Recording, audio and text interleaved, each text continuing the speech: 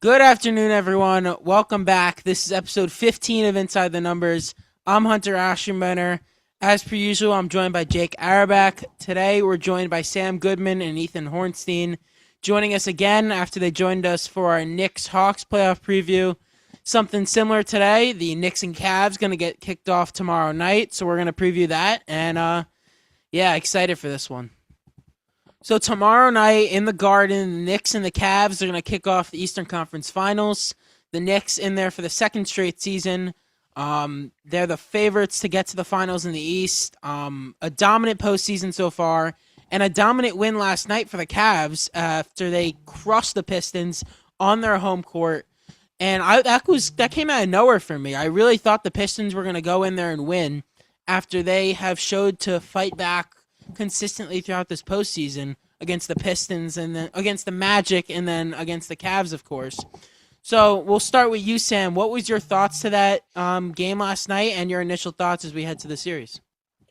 I mean, yeah, number one seed, game seven at their own house. You don't expect them to get blown out by 30 plus points. It's something you don't see every day. But Cleveland's a really good team. They are a team that's definitely capable of doing that, as they obviously did. Um, Detroit, as you said, have always been known to fight back, but it seems that yesterday they just, after the first couple minutes, it just looked like they gave up. It looked like they didn't want to play anymore. Cleveland looked like the stronger, more hungrier team. Donovan Mitchell finally ends that narrative of never making the Eastern Conference Finals, but yeah, he does it. Then he gets to face the Knicks, who have shown to be one of the most consistent playoff teams in the past 4 to 5 years, making to the second round. I think there's a stat out there. They're like one of 30 teams that have made it into the second round back-to-back seasons. So that's obviously good to see. Knicks coming off a really long break. Cavs look really good. Knicks look really good. It'll be really interesting to see how it goes down. Yeah. Yeah, and this was surprising to me. This isn't the first time I'm saying this out loud, but it seems like when the Pistons have been losing their playoff games, they were getting out pistoned in the sense of that their whole thing is they're going to play physical basketball and they're going to beat you that way. They're not going to beat you with the three. They're not going to beat you with offensive firepower. They're going to play physical basketball. They're going to beat you that way.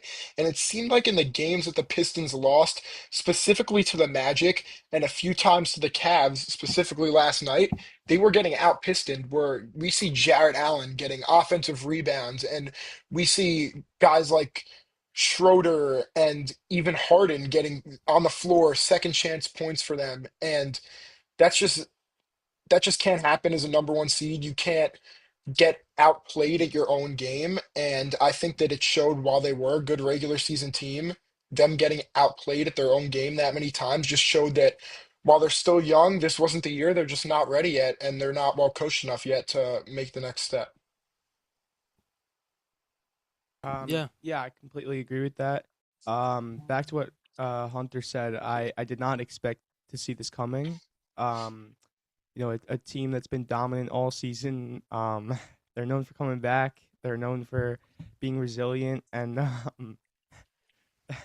the one seed, Game 7 at home, yeah, you just don't expect them to lose by 30, 40 points. So it was pretty crazy to see. But fortunate for the Knicks, I think. I think the Cavs are a better matchup for the Knicks. We'll get more into that later. But yeah, it's something I did not expect to see coming at all. Yeah, I mean, I was the one team I've been quote unquote scared of in the East all season was the Pistons. Like I said, I stayed consistent that I didn't think Boston was good enough to beat the Knicks. Philly, I was more scared. I was more scared of Philly than Boston. Obviously, the Knicks crushed them. Cleveland, I haven't been scared of. It was the Pistons because, I mean, specifically because of Asor Thompson. I don't want to see that guy in another playoff series. Their physicality as a team worries me a ton. To out battle you and outplay you on the long haul throughout a series and just wear you out. But as we got to a game seven, it was really just, I mean, I could take either of these teams. I think the Knicks are going to beat either of them. It was awesome that they got to a game seven because now the Cavs have such a quick turnaround to Tuesday night at 8 o'clock in the Garden. They also have to travel, so that's another added on thing. If the Pistons won, we would have been going to Detroit, so they would have been staying home and sleeping in their own bed. Now Cleveland has to come to us. Yeah, I think, like you said, Asar Thompson's actually the best defender I've ever seen play, and with my own eyes. He stopped Jalen Brunson last year, Yeah, although he hit the game winner in Game 6. He's ridiculous, and that's one guy I agree I do not want to see at all. Him and his brother. yeah. Yeah, and I think that although we're very glad we don't get to see the Pistons, I'm going to get more into this later. I think that people are somewhat underestimating the Cavs in the sense of that they're a team that has a large chip on their shoulder. I mean, Donovan Mitchell, the discourse for him his whole career is that, yeah, he's a great player, but he's not that 1A guy that's going to take you over. Same thing with James Harden, even guys like Jared Allen and Evan Mobley who've gotten severely outplayed in their playoff career. These are guys that are all great players, but have all had these narratives around them their whole career that they just can't do it. And this is their chance. And I think that people are kind of underestimating them, but we'll get more into the prediction sense later. Yeah, I completely agree with Ethan. I think people are overlooking the Cavs in a sense. I think they just beat a really good Pistons team. The one seed in the East, obviously. So I think it's going to be by far the toughest matchup for the Knicks this postseason so far. But I think people are overlooking guys like Donovan Mitchell and James Harden a little bit. But yeah, we'll get more into predictions later. But I think this Cavs team is good. It's a good team. Yeah, we'll analyze it as we get into the episode, but I feel like the main reason people kind of look past the Cavs is it's been the same song and story with them every single year. How they get to the playoffs and then they just don't go far. I mean, this is Donovan Mitchell's first Eastern Conference final. And when you like really think about the core of that team with Harden, Mitchell, Mobley, and Allen, it's the same players besides Garland instead of Harden that the Knicks saw in the first year of the Brunson era, and they beat them then, and then they've constantly beat them in the regular season. Besides last year, and Cleveland lost in the second round. But before we analyze the series, I want to just go back with the Knicks as they enter the series. They swept the Sixers. They looked so dominant. But the downside that you've heard after sweeping is they're going to have, I think it's 9 days of rest. Since then, is that rest going to affect the Knicks? I mean, in Cleveland's going to be tired coming in, but the Knicks are going to be rusty. So, like, it's really interesting to see how that dynamic's going to play out as this series gets going. Yeah. Um, I'm not gonna lie. No MSG basketball for for the last 11 or so days. I mean, that's a really long time. But it also gives them time. You could look at both sides of it. You could look at, I mean, they have multiple days to practice and analyze who they're going to play. Although they didn't even know who they were going to Yeah. play until last night. But the Cavs, they're riding the hot hand. They've been hot all postseason, but they have played 14 postseason games already in two rounds. The Knicks have only played 10, and they've lost two with a margin of 2 points, 1 point each. That's just absolutely dominant. Dominant. And I think that with the Cavs, I mean, obviously they won both series. It's tough to get to the Eastern Conference Finals, but they haven't, they haven't looked that, all that good they have looked great, but they haven't looked as good as the Knicks. The Knicks have, again, 10 playoff games. They've won 8 of them. The Cavs have played 14 already. They're going into their third series, and like Ethan said, they do have a chip on their shoulder with all these narratives, but it's whether or not the Knicks can hold them down. I do expect the first half of basketball for game one to be absolutely disgusting from the Knicks. And I won't be surprised because obviously long rest. But yeah, I mean, I'm not a future teller, but I do predict the first half being a little ugly. So it'll be pretty interesting to see how they are able to adjust off of that. Yeah, I mean, there are obviously positives, negatives to having the rest for a while. I'm gonna say I'm not gonna overreact myself, and I don't think you guys should overreact when the Knicks are down like four at halftime. Game one. I mean, although the Knicks having more time to prepare, the Knicks obviously have the advantage in terms of knowing their matchups better. I mean, Cleveland just played in a game seven on the road. Now they have to fly to New York. They really only have a couple of hours of time in the facility to really prepare for the Knicks, whereas the Knicks were probably have been expecting the Cavs ever since they won that game six. So I think in terms of preparation, the Knicks are going to be the more prepared teams with the more prepared team with the matchup and the schemes and everything.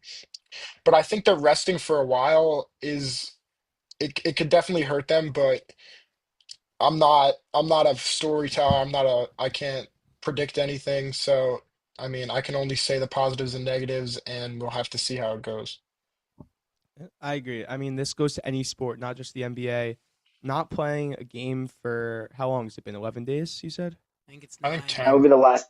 That would be the last MSG game. I think their last nine, game, 9 days. game Yeah. four All right. was March 10th. Yeah. Yeah, it So was it'll on be Mother's 9 Day. days. It's 9 days. It'll be 10 tomorrow. So 10 days without playing game speed basketball. And it's the playoffs. It's higher intensity, higher speed, more physical.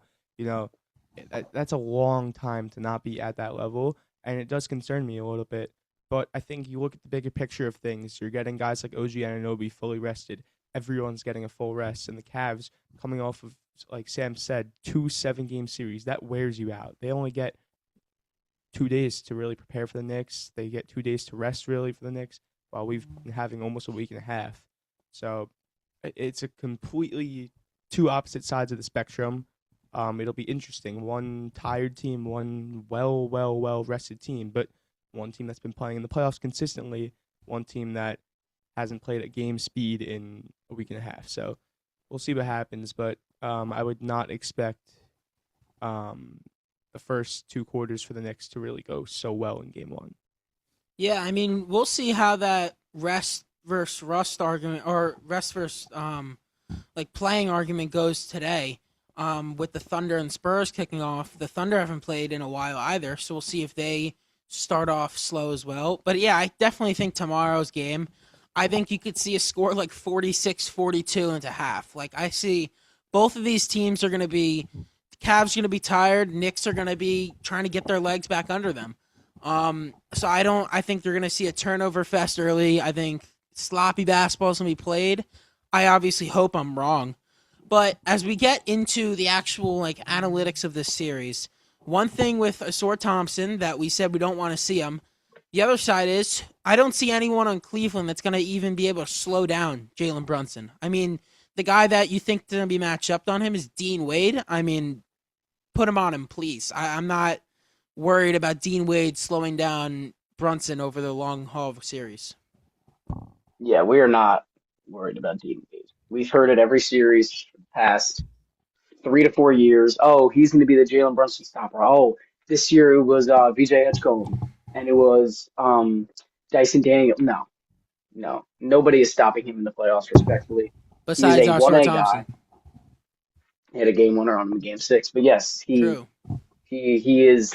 Star Thompson is ridiculous, but nobody's stopping him in the playoffs. Let's be real. Playoff Jalen Brunson's a totally different player than regular season Jalen Brunson. That's also another reason why these narratives on Twitter saying, "Oh, when Dean Wade was guarding him in the regular season, he was 1 for 15 with 6 points." Like we saw the same thing. I think it was 13 points a game against VJ Escombe. He had what 27 plus in every game in that Mm, series. Like it doesn't mean anything. His postseason self is just so different from his regular season self, and teams catch on, but it doesn't matter. He's just so good. Yeah, and completely agree with Sam. There are certain defensive advanced metrics in basketball that when you look at them, they are important. But when you see every series we've seen, Dyson Daniels, the Hawks fans were posting the advanced defensive metrics, VJ Edgecombe, the amazing advanced defensive stats, and now we're seeing the same thing with Dean Wade. And I'm going to add on to that. When Brunson was guarded by Dean Wade in the regular season, that wasn't the Knicks offense that we're seeing now. The Knicks offense we're seeing now is being run through Cat, being run through OG as well. Brunson's not going to be taking the ball up and ISOing every time. And even if he is going to do that, I have no worry about Dean Wade. He's much quicker, and Dean Wade has no experience guarding players of his caliber. Yeah, I agree with both of you guys. I think Brunson is going to cook in this series like he has all playoffs, like he has in his whole career in the playoffs. I mean, he's a different player in the playoffs. He turns into an animal. I saw a stat the other day. He has like the most points in the playoffs in the last like 4 years or something out of every player. Um, So you can't stop him. There's not one player in the league that can truly stop Jalen Brunson in the playoffs, and I'm not worried about that at all in the Cavs series. Yeah, I mean, you said it, Ethan, with the Knicks offense not being the same. After game 3, everyone has really said what happened in that locker room where something switched. Something clicked inside that Knicks team where they have gone on a different level since. They've won 7 straight playoff games, and we kind of saw what happened. Karl Anthony Towns went to the podium a couple days ago, and he said basically, I went to Mike Brown and said, let me run the offense. And Cat's been the hub of the offense ever since. And the Knicks have the highest points per game of all teams in the playoffs, I'm pretty sure. They're dominant, and all these games, they're blowouts besides game 2 against Philly wasn't. Game 3, they kind of ran away with. Like, none of these games have been close since the Knicks flipped that switch. And, I mean, even if Jalen Brunson has the ball, maybe Dean Wade can stop and can slow him down when he's guarding him with the ball. He can't stop him when Brunson's playing off the ball and getting open at an insane clip. So, I mean, the difference that Karl Anthony Towns made by going to Mike Brown has been huge for this playoff run to keep on going like it has. Yeah, I mean, at first, like for me, I think it started in games 3 or 4 of the Atlanta series. Obviously, as pessimistic as I am, after seeing it in game 3 of the Atlanta series and losing that game, I thought this would be the end of it all. I mean, that's the offense they're going to run, and they just lost off of it. Season's over. But then game 4 through 6 come around, and the Knicks ran the same play. It was the OG would sit in the corner, someone would cut a screen, set a screen for him, and Cat would just hit him right under the rim. And surprisingly, it would work time and time again. And the Knicks have so many different variations of that play that they carried on even into the Philly series that I think that it's just so unguardable because of the amount of variations, especially with a shooting center, where if you sag off of him when he's trying to pass the ball, he'll shoot it and he'll make the shot. So there's just so many different ways that he is able to attack the rim when he's the facilitator, the role that Jalen Brunson's supposed to be taking on. And I think we spoke about it last time in the podcast when me and Ethan were on it. The pick and roll, I haven't really seen it, but like I'm not really Yeah. complaining either. That totally went absent in the postseason. I guess Mike Brown was just throwing like some what's it called, decoy at Atlanta to try to think, oh, this was gonna happen. No, it's not. Cat's gonna take the ball. So it's just stuff like that Mike Brown does. It really goes into detail of how basketball is like. If you're playing checkers, the other team plays chess. The team who's playing chess is always going to win. The smarter head coach always wins.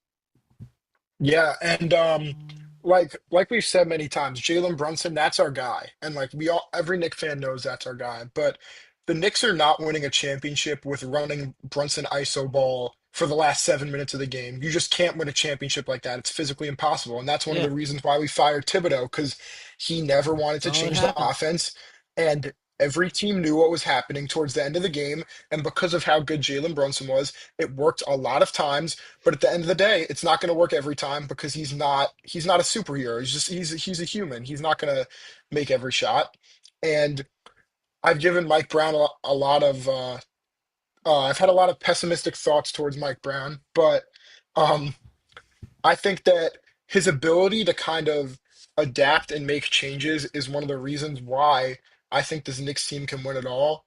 Because after game 3, the whole story was, why is Brunson still running ISO ball in the clutch every possession? This is why we got rid of Tibbs. We brought in Mike Brown to enhance offense. And Mike Brown was quickly able to snap out, change the whole offense. And now not only is Brunson getting better looks, the whole team's getting better looks. And yeah, it's been much better. Yeah, I think it looks really good.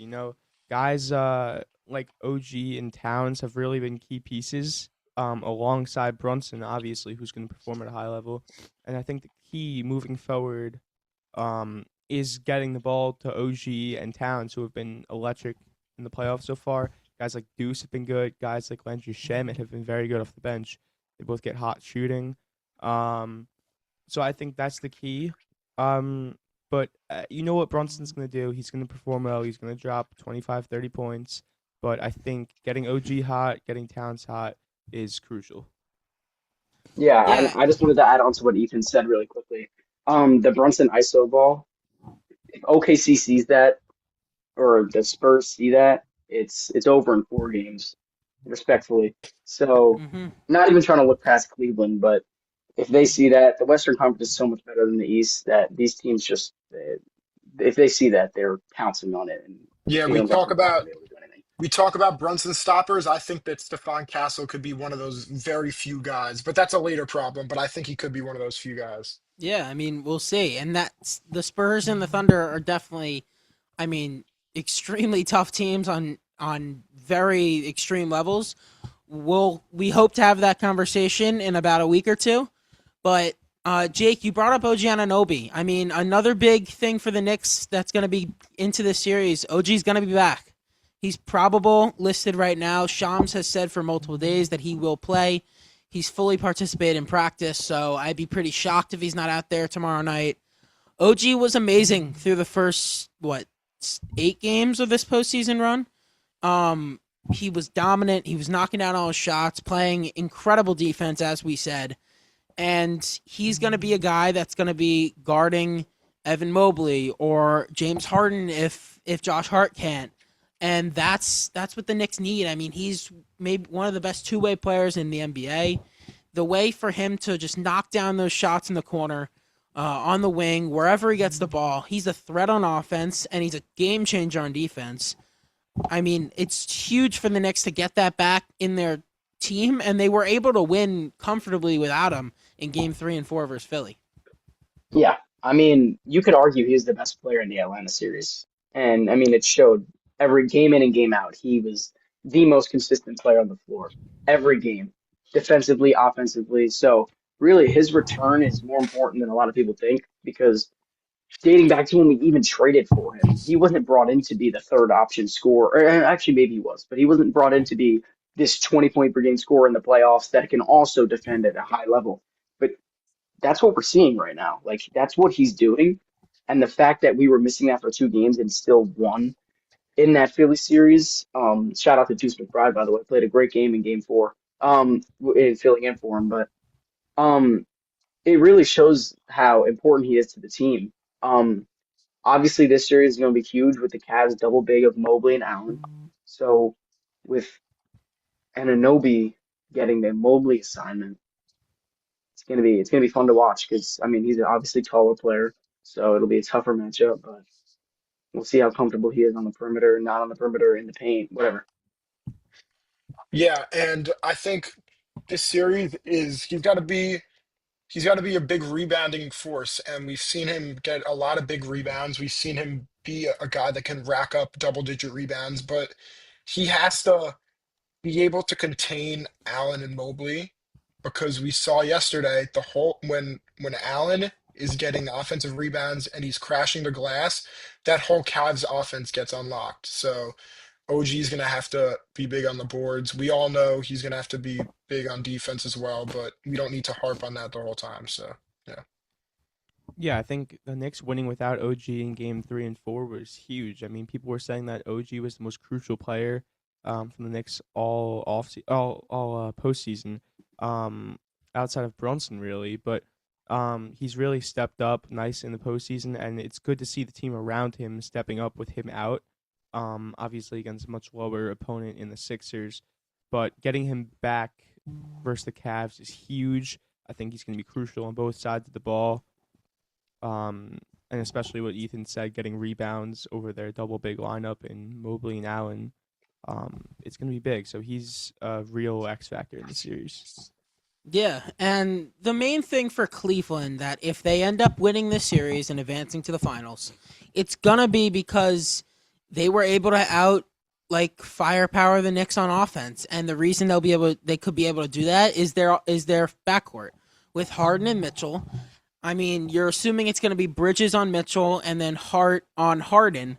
What is your guys' confidence that the Knicks will be able to shut down those two electric scorers from dominating the game just like they did with Maxey and Edgecombe last series?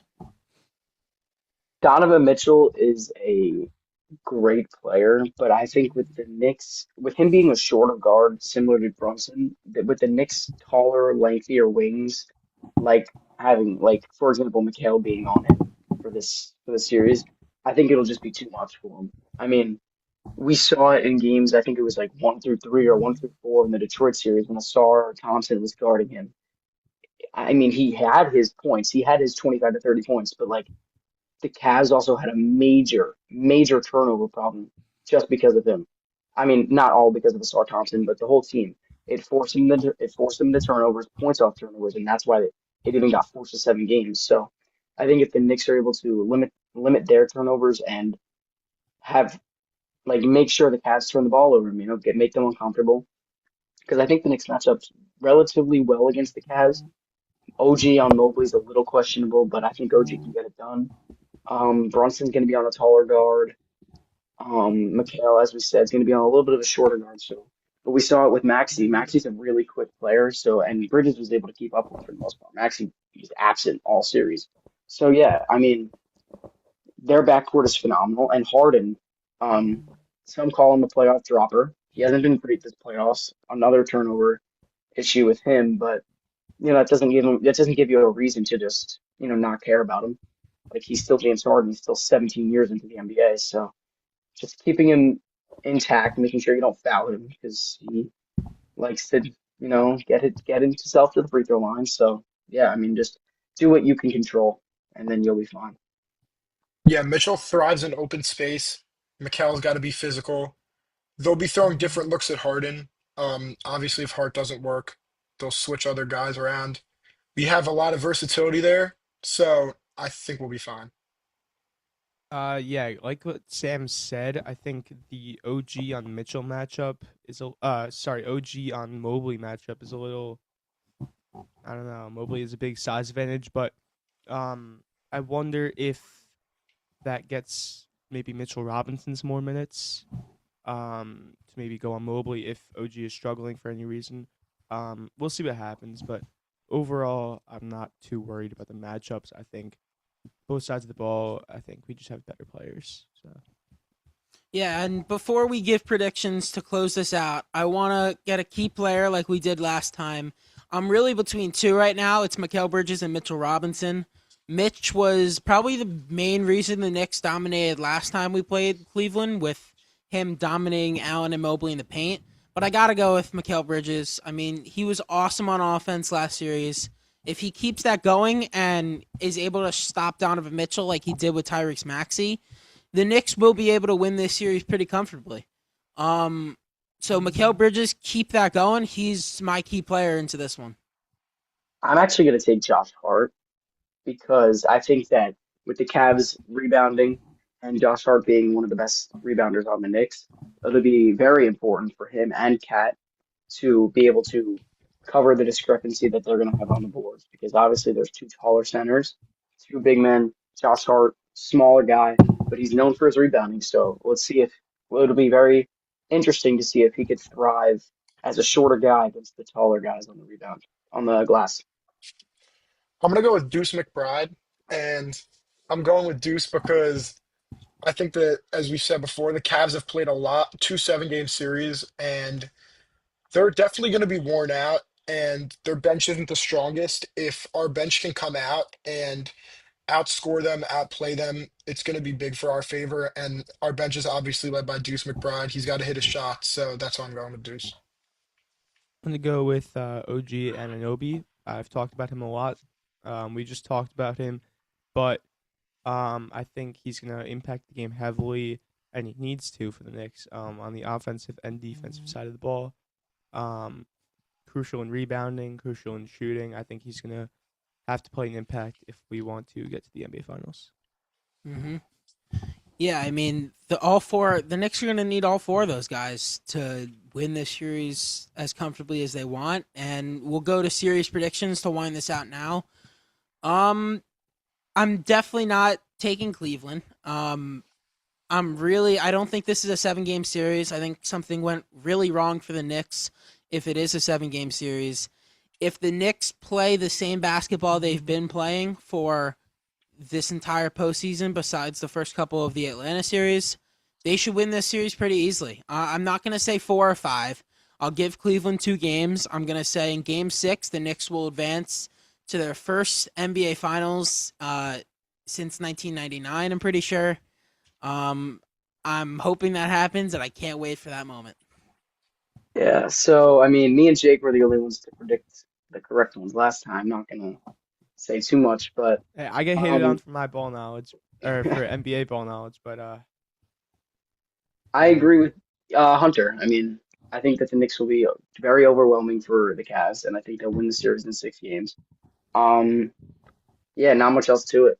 Home court advantage, that's definitely a plus. Um, Having the upper hand in seeding, obviously that's the same thing as home court advantage, but I just think we're the better team. Not much else to it. Yeah, I'm gonna go Knicks in six. I wouldn't be surprised if the Cavs play us well in the first half of the series. I think they'll take one of the first two in the Garden, actually, because I think they're going to ride the hot hand. But I think eventually playing two 7-game series in the playoffs and then playing in an Eastern Conference Finals against a rested team, they're going to get overworked. They're going to get tired. I think the Knicks eventually take it. And this feels crazy to say, but yeah, I think the Knicks are going to go to the NBA Finals. Can't believe I'm saying it out loud, but Yeah, I'm gonna take the Knicks as well. I'm gonna give them win in 6 games. I think the Cavs are a good enough team to win a game or two in the Garden. Um, but I think the Knicks are just overall the better team. I think they're gonna get it done in 6 games. Yeah, the Knicks, they have to win tomorrow night though, because they haven't won a series where they lost game 1 in the Garden in a very long time. Um Eastern Conference Finals last year. They lost that series. Well, yeah, they lost game one. Never mind. yeah, so they don't win series if they It just lose gave game me 1 in the Garden. flashbacks. I don't know. Yeah, I mean, Max Strus is going to try and play that role of Aaron Nesmith or Sam Merrill. So one of those guys got to stop those 3-point shooters on the end. But the Knicks are the better team in this series, and they should be able to win this in 5 or 6. This shouldn't be a 7-game series. So hopefully we will be back for an NBA Finals preview in about a week or two. I hope we get to record that episode. Thank you both for joining us.